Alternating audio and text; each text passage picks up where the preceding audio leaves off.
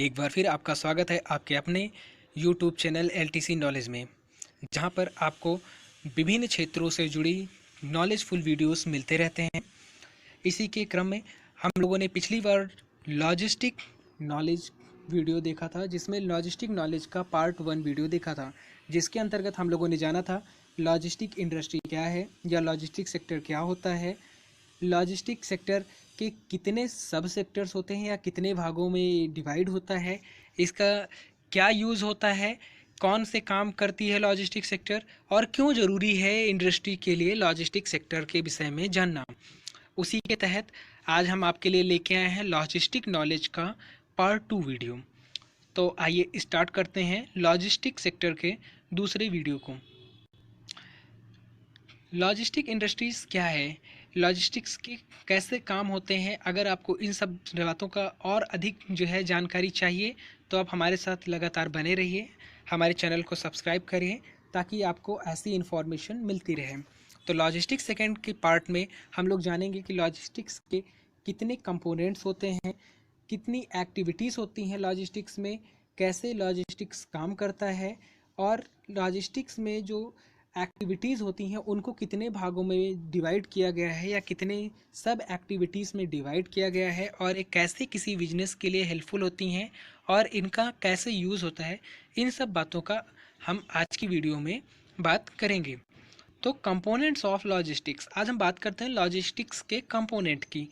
तो लॉजिस्टिक्स में जो कंपोनेंट्स होते हैं या जो प्रमुख क्रियाएं होती हैं उनके बारे में। The management of logistics can involve some or all of the following business functions। यानी कि अगर हम बात करें तो ये जो आपको फंक्शंस दिख रहे हैं लॉजिस्टिक इंडस्ट्रीज़ में, इसमें से कुछ फंक्शंस या सभी फंक्शंस कार्य के आधार पर यूज़ होते हैं। यानी कि अगर लॉजिस्टिक इंडस्ट्रीज़ में कोई कंपनी बड़ी है तो उसमें कई फंक्शन यूज़ होंगे, या कोई कंपनी अगर छोटी है तो लॉजिस्टिक्स के कुछ फंक्शंस यूज़ करेगी।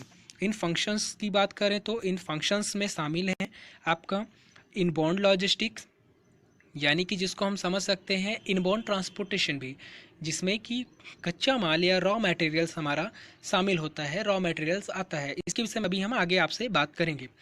दूसरा फंक्शन जो है आउटबाउंड लॉजिस्टिक, इसी तरह fleet management, warehousing, materials handling, order fulfilment, inventory management and demand planning, ये प्रमुख कंपोनेंट्स हैं लॉजिस्टिक इंडस्ट्रीज़ के। यानी कि ये मेजर कंपोनेंट होते हैं लॉजिस्टिक इंडस्ट्रीज़ के, जो लॉजिस्टिक इंडस्ट्रीज़ में वर्क करते टाइम हमें इनके विषय में नॉलेज होना ज़रूरी है। अब हम बात करते हैं लॉजिस्टिक्स एक्टिविटीज़ एंड फील्ड्स की। जो लॉजिस्टिक इंडस्ट्री है इसमें मोस्टली दो तरह की एक्टिविटीज़ होती है। पहला होता है इनबाउंड लॉजिस्टिक्स, जिसके विषय में अभी हमने बताया कि इनबाउंड लॉजिस्टिक या इनबाउंड ट्रांसपोर्टेशन बोला जाता है। दूसरा होता है आपका आउटबाउंड लॉजिस्टिक्स या आउटबाउंड एक्टिविटीज़ या आउटबाउंड ट्रांसपोर्टेशन। अब इनके क्या है, ये काम कैसे करती है, क्या वर्क होता है इनका, आइए हम इसके विषय में बात करते हैं। इनबाउंड लॉजिस्टिक क्या होती है? Inbound logistics cannot the activities which are related to sourcing, acquiring, storing and delivering the raw materials and part to the product or services department. It is part and parcel of the operations for a firm involved in manufacturing business। यानी कि inbound logistic उन गतिविधियों को बताता है जो उत्पाद या सेवा विभाग को कच्चे माल और भागों की सोर्सिंग, अधिग्रहण, भंडारण और वितरण से संबंधित है। यह निर्माण व्यवसाय में शामिल एक फर्म के लिए परिचालन का हिस्सा और पार्षद है। यानी कि अगर हम इसको बात करें सिंपल शब्दों में, अगर हम इसको साधारण शब्दों में सिंपल शब्दों में बात करें तो लॉजिस्टिक इंडस्ट्रीज़ की, इनबाउंड लॉजिस्टिक्स की, तो मान लिया हमारे पास कोई बिजनेसमैन है, कोई बिजनेस है जिसमें हमें मैन्युफैक्चरिंग करने के लिए कच्चे माल की आवश्यकता है।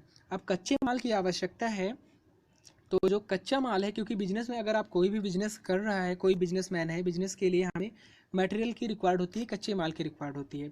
अब मान लिया हमने कि कोई सोर्स है, ये कोई सोर्स है, अब सोर्स से हमें कच्चा माल आपको मंगाना है, कच्चा माल मंगाया आपने और ये मैन्युफैक्चरिंग आपका प्लांट है। अब कच्चे माल को मैन्युफैक्चरिंग प्लांट तक लाने के लिए जो एक्टिविटीज़ होंगी, यानी कि उसमें आपका स्टोरेज होगा, आपका जो है ट्रांसपोर्टेशन होगा, उसके रिलेटेड आपके और भी कई एक्टिविटीज़ होती हैं जो कि डिलीवरी होगी आपकी जो है, इसको आप जो है चाहे सोर्सिंग के थ्रू करवाएं या आप जो है पर्सनली इसको ट्रांसपोर्टेशन करें। इससे रिलेटेड यानी कि आपका जो उत्पादन, जो कच्चा माल का जो सोर्स है, आपके रॉ मटेरियल का जो सोर्स है, यहाँ से आपको मैन्युफैक्चरिंग प्लांट तक लाने की जो एक्टिविटीज़ हुई जो है कम्प्लीटली, वो आपकी कहलाती है इनबाउंड लॉजिस्टिक्स। ठीक है, इसके बाद हम लोग बात करते हैं कि हमारी इनबाउंड लॉजिस्टिक्स के बाद क्या आती है। लॉजिस्टिक्स के बाद हमारी आउटबाउंड लॉजिस्टिक्स। अब आउटबाउंड लॉजिस्टिक्स क्या होती है या आउटबाउंड ट्रांसपोर्टेशन क्या होता है, इसके विषय में हम आइए जानते हैं। Outbound logistics is the process related to the movement and storage of products from the end of the production line to the end user, and it plays a critical role in a supplier's overall customer relationship management process। यानी कि outbound logistics production line के अंतिम उत्पाद से लेकर end user, ग्राहक या उपयोगकर्ता जिनको बोलते हैं, तक के मूवमेंट और स्टोरेज से जुड़ी प्रक्रिया है, और यह आपूर्तिकर्ता की समग्र ग्राहक संबंध प्रबंधन प्रक्रिया में महत्वपूर्ण भूमिका निभाता है। इसको हम और आसानी से समझ सकते हैं। हमारी जो आउटबाउंड लॉजिस्टिक्स होता है, माना हमने कि हमारी मैन्युफैक्चरिंग प्लांट है, हमने मैन्युफैक्चरिंग प्लांट में किसी प्रोडक्ट का उत्पादन किया। अब हमें किसी प्रोडक्ट को जो है कस्टमर तक पहुंचाना है, ये हमारा कस्टमर है। अब इस कस्टमर तक जो पहुंचाने का पूरा प्रोसेस होगा, इसमें जो है ये हमारा आउटबाउंड लॉजिस्टिक्स के अंतर्गत ये क्रियाएं की जाती हैं। इसमें हमारे प्रोडक्ट की, जो हमारा उत्पाद है, उसकी हम जो है लेबलिंग करेंगे, पैकेजिंग करेंगे, उसको जो है पार्सल करेंगे, या हम ट्रांसपोर्टेशन करेंगे उसके पास, इसको जो है हम इन्वेंट्री बनाएंगे। ये सब जो हमारी एक्टिविटीज़ हुई, ये हमारी एक्टिविटीज़ लॉजिस्टिक एक्टिविटीज़ के आउटबाउंड लॉजिस्टिक सेक्शन में होती हैं। यानी कि हम इसको बोल सकते हैं ये एक्टिविटीज़ हमारी आउटबाउंड लॉजिस्टिक एक्टिविटीज़ कहलाती हैं। अब इसमें एक कॉम्प्लेक्स रोल होता है, कॉम्प्लेक्स ऑपरेशंस होता है, इसलिए ये क्रिटिकल रोल प्ले करता है। यानी कि इसमें कई वर्क इसमें इंक्लूड होते हैं, जैसा कि आपको स्क्रीन में दिख रहा होगा, consolidation, packing, dock door appointment, shipping etcetera. इस तरह के और भी बहुत से वर्क होते हैं जो आउटबाउंड लॉजिस्टिक्स के अंतर्गत किए जाते हैं। हम इसके विषय में आइए समझते हैं थोड़ा सा, और जो है डिस्क्रिप्शन इसके विषय में समझते हैं कि inbound and outbound logistics actual में होता क्या है। इसके विषय में हम थोड़ा सा जानकारी करते हैं। मान लिया हमारे पास कोई कंपनी है, ये हमारी कंपनी है या एक वेयर हाउस है। अब वेयर हाउस में या आपकी मैन्युफैक्चरिंग प्लांट है या कंपनी है, वहाँ पे आपको कच्चे माल की रिक्वायर्ड होगी, रॉ मटेरियल की रिक्वायर्ड होगी। तो जो कंपनी में कच्चा माल आता है या रॉ मटेरियल आता है, वो आपका जो प्रोसेस आ रही है, आने की जो प्रोसेस है, वो कहलाता है इनबाउंड लॉजिस्टिक्स। और वहीं कंपनी से जो आपने कंप्लीट किया, मैन्युफैक्चरिंग किया, जो आपने फिनिश्ड गुड या आपने अपना जो उत्पाद तैयार किया, उसको जो निकलता है कंपनी से डिलीवरी होता है कस्टमर के लिए, होलसेलर या रिटेलर के लिए, वो आपका आउटबाउंड लॉजिस्टिक्स कहलाता है। बिल्कुल ऐसे ही इसको समझ सकते हैं। यदि आपके मोबाइल पे फ़ोन कॉल आता है, तो आप लोग उसको बोलते हो इनकमिंग कॉल आ रहा है, यानी कि आपके पास वो कॉल आ रही है, बाहर से जो चीज़ आ रही है वो आपका इनबाउंड हो गया लॉजिस्टिक। इसी तरह कंपनी में अगर बाहर से आ रहा है तो वो आपके लिए इनबाउंड हो गया, और मोबाइल में इनकमिंग। लेकिन वही चीज़ जब आप जो है आप फ़ोन करते हो किसी को, तो आप बोलते हो आउट गोइंग कॉल कर रहे हैं। उसी तरह जब कंपनी से माल बाहर जाता है, जो कंप्लीट माल होता है, हमारा तैयार माल होता है, तो वो कहलाता है हमारा आउटबाउंड लॉजिस्टिक्स। ठीक है, इसको हम ऐसे समझ सकते हैं। नीचे जो है, जो आपको ग्राफ दिख रहा है, सप्लायर से माल आया कंपनी में, ये सप्लायर से माल कंपनी में आया, ये हमारा इनबाउंड लॉजिस्टिक्स कहलाया। और फिर कंपनी से माल हमारा जो है ये कस्टमर तक गया, ये हमारा कहलाया आउटबाउंड लॉजिस्टिक्स, हमारा ये कहलाया, जो कस्टमर के पास जा रहा है।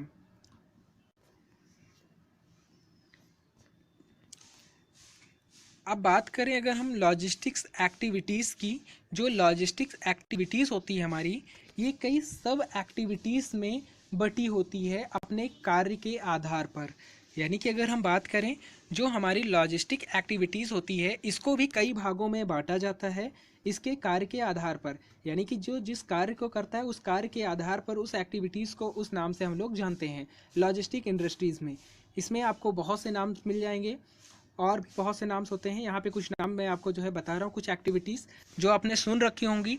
अगर नहीं सुनी है तो आप जो है आने वाले वीडियोस में हमारे साथ जुड़े रहेंगे तो इनके विषय में आपको सेपरेटली जो भी टॉपिक्स हैं, जो भी हमारे जो है कंपोनेंट्स हैं लॉजिस्टिक इंडस्ट्रीज़ के, जो भी एक्टिविटीज़ हैं या जो भी सब सेक्टर्स हैं, उनके विषय में आपको सेपरेटली वीडियोस मिलते रहेंगे नॉलेजफुल। इसलिए आप हमारे साथ लगातार बने रहिए। तो जो सब एक्टिविटीज़ हैं, जो हमारी लॉजिस्टिक्स की एक्टिविटीज़ होती है, इनको हम जो सब कैटेगरीज में डिवाइड करते हैं, कुछ और भागों में बांटते हैं। उसमें से शामिल है हमारे पास हमारा जो है procurement logistics, production logistics. Procurement logistics के अंतर्गत हम जो है बात करते हैं आपकी प्रोक्योरमेंट लॉजिस्टिक्स जो है हमारे जो कच्चा माल होता है या रॉ मटेरियल्स होता है, उसकी जो पूरी ट्रांसपोर्टेशन वर्क होता है वो आपका प्रोक्योरमेंट लॉजिस्टिक होता है। इसी तरह इनके कार्य के आधार पर जितने भी ये सब कैटेगरीज बने हुए हैं, इनके अंतर्गत कार्य किए जाते हैं। इनके कार्य के आधार पर इनका नाम हुआ है, इनका नाम जो है इनको दिया गया है। तो आने वाले टाइम में, आने वाले वीडियोस में हम इन सभी एक्टिविटीज़ और कंपोनेंट्स के विषय में आपको डीपली एक एक सेपरेटली बताते रहेंगे। आपको एक एक एक्टिविटीज़ की सेपरेटली आपको जानकारी मिलती रहेगी, आपको हम बताएंगे। इसी तरह हमारा जो यहाँ पे तीसरा है डिस्ट्रीब्यूशन लॉजिस्टिक, जिसको हम सेल्स लॉजिस्टिक्स भी बोलते हैं। उसके बाद आता है reverse logistics, disposal logistics, green logistics आपका आता है। और फिर आता है ग्लोबल लॉजिस्टिक्स, उसके बाद domestic logistics, assets control logistic, emergency logistic, construction logistic, capital project logistics and digital logistic. दोस्तों, आपने अगर अभी तक हमारे चैनल को लाइक नहीं किया है, हमारे वीडियोस को, तो लाइक करें। साथ ही साथ अगर आपने हमारे चैनल का पिछले वीडियोस नहीं देखे हैं तो डिस्क्रिप्शन बॉक्स में उसके लिंक मिल जाएंगे, आप वहां से हमारे पिछले वीडियोस को ज़रूर देखें, जिससे आपको लॉजिस्टिक इंडस्ट्री क्या है उससे रिलेटेड नॉलेज मिल जाए। पिछली वीडियोस में हमने बताया था आपको लॉजिस्टिक इंडस्ट्रीज़ के सब सेक्टर्स कितने होते हैं। सब सेक्टर्स में हमने एक सब सेक्टर्स आपको बताया था ई कॉम या ई कॉमर्स क्या होता है। तो ई कॉमर्स रिलेटेड जो हमारा वर्क होता है उसका जो मैनेजमेंट किया जाता है वो डिजिटल लॉजिस्टिक्स के अंतर्गत मैनेज किया जाता है। इसकी जो सबसे एक्टिविटीज़ हैं वो डिजिटल लॉजिस्टिक्स की होती हैं। इसी तरह हमारे चैनल्स पे आप बने रहिए। आप जो है हमारे चैनल्स पे आपको लॉजिस्टिक इंडस्ट्रीज़ के जितने सब सेक्टर्स हैं उनसे रिलेटेड, उसके कंपोनेंट्स रिलेटेड, उसमें होने वाली एक्टिविटीज़ से रिलेटेड सेपरेटली वीडियोस आपको मिलते रहेंगे आने वाले समय में। इसलिए अभी तक अगर आपने हमारे वीडियोस को लाइक नहीं किया तो आप हमारे वीडियोस को लाइक करें, अपने दोस्तों के साथ, अपने फ्रेंड सर्कल में ज़रूर शेयर करें ताकि उनको भी ऐसे नॉलेजफुल वीडियोस मिल सकें। इसके अलावा हमारे चैनल को LTC नॉलेज को सब्सक्राइब करें तथा इसका बेल आइकन ज़रूर ऑन करें ताकि चैनल पर अपलोड होने वाले किसी भी वीडियोस की इन्फॉर्मेशन सबसे पहले आप तक पहुंचती रहे। धन्यवाद आपका वीडियो देखने के लिए। Thanks for watching this video.